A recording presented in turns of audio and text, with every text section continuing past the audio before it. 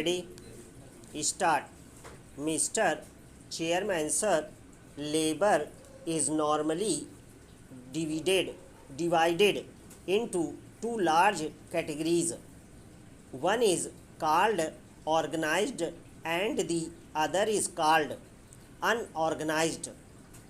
But I do think that there are two other categories, but one is not sure whether they would fall under either of these two.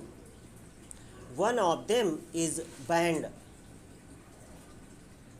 ad labor and the other is child labor. My honorable friend mentioned very categorically the problem of child labor and that the law that children below 14 years should not work has become irrelevant, especially in match industry which flourishes in my state in Sivaksi and in Bidi industry because the children have become wage earners who contribute to the overall income of the family, and parents do feel that banning them from employment is not fair.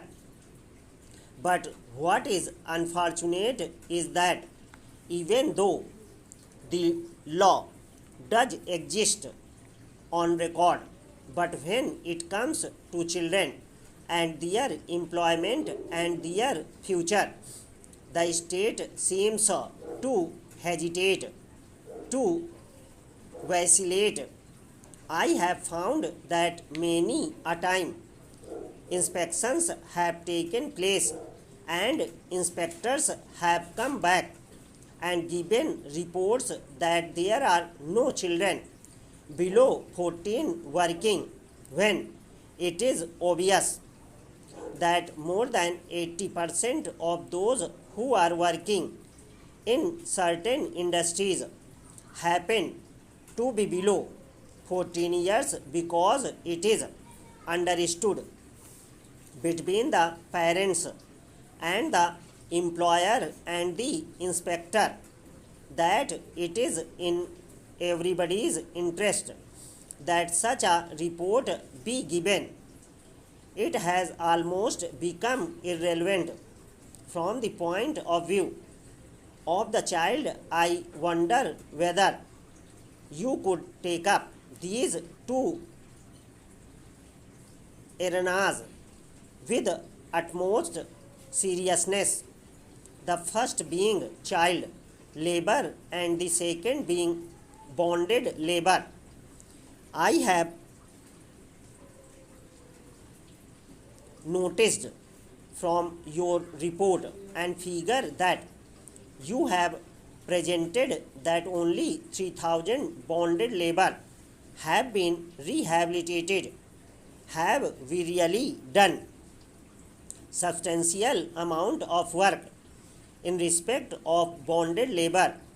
A lot of publicity has taken place.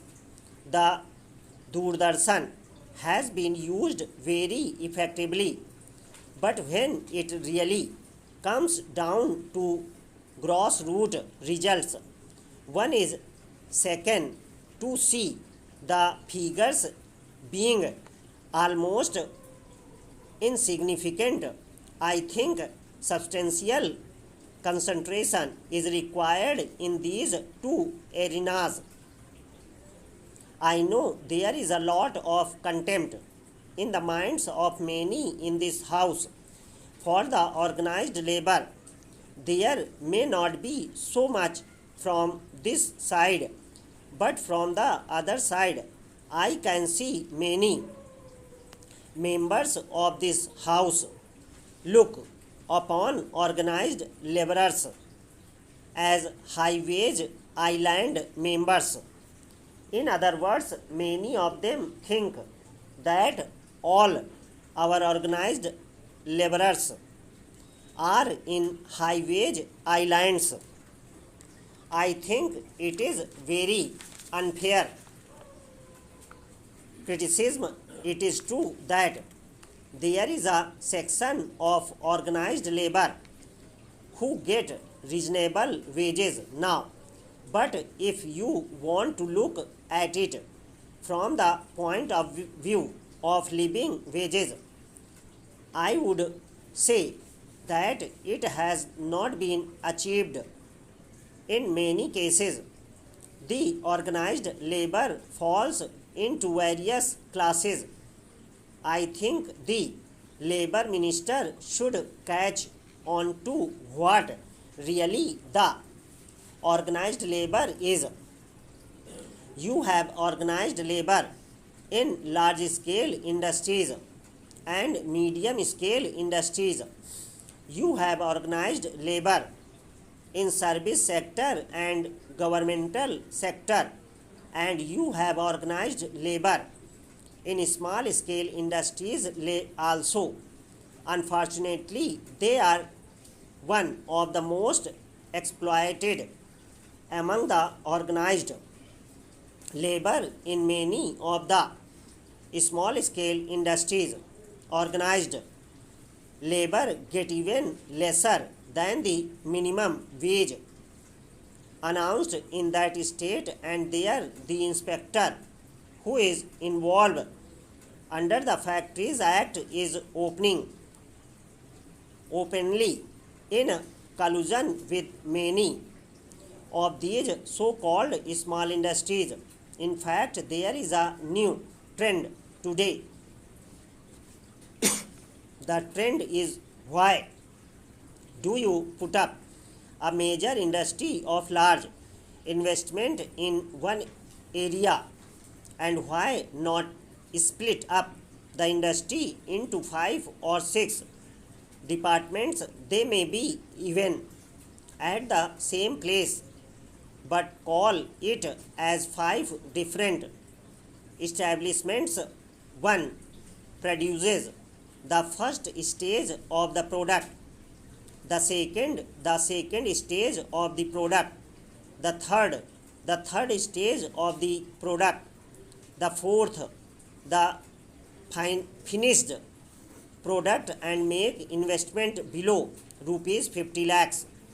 Ultimately, the industry may be worth rupees 2 crores or maybe a little less than that, but then it is a small scale industry and it gets the protection for it they are able to exploit. So it is high time that we brought the law to lift the veil on this, because encouragement must go to the genuine small scale industries.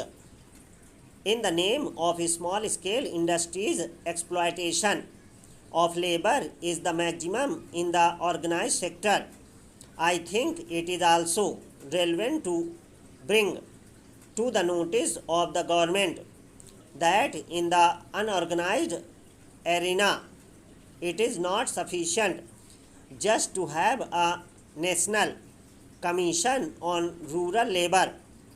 The demand for a central law has been voiced unanimously by all sides, all parties, and all groups.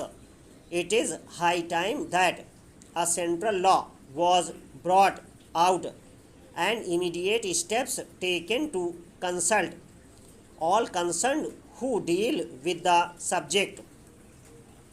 It is impossible to organize the unorganized labor if the minister is under any illusion. I would like to make it clear that not even 1% of their membership can ever be assigned to the rural agricultural labor.